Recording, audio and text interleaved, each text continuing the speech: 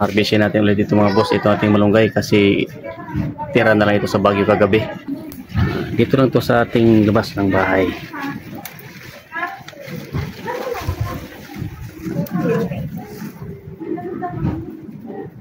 Ayan mga boss, oh. Mga boss, ebidensya. Talagang sa bahay namin lang to. Pasok tayo mga boss, oh.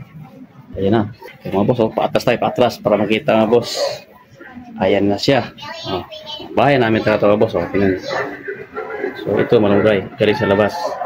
So ayan mga boss, nakakulo na ang ating gulay para pangsigang sa ating hipon. So ang gawin natin itong talbos, dahon ay malunggay lang mga boss kasi wala tayong kangkong.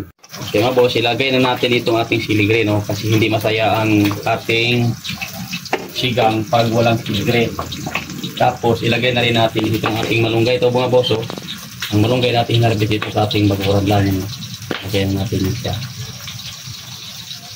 Pumuputok-putok na ang ating piniritong bangos dito mga boss. So itong ating sigang na hipon, tikman natin muna bago tilagay ng paasim mga boss. Una siya mga boss, ang timpla niya, ang ulan na lang niya ay asim. So mayroon tayo itong asim, talagang original. Ito lahat ng gumagamit ito original na pang asim. So ito na mga boss, lagay na natin ating asim. Kunti lang mga boss, yan lang, oh.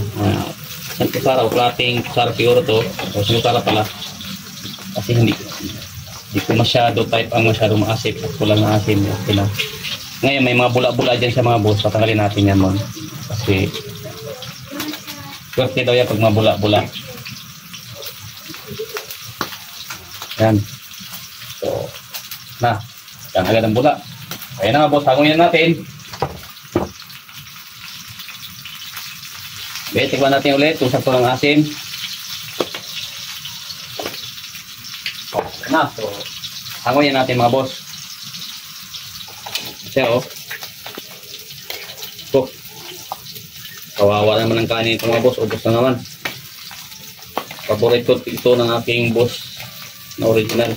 So ito na mga boss, ito na kakain ito, oh. Ito na ang hipon saka sabaw gulay, ilagay na sa kanyang kanin, no? Kain tayo mga boss. Talaga, oh. Ito na sabaw mo, oh.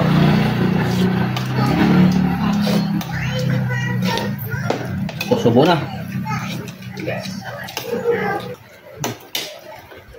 Tapos na.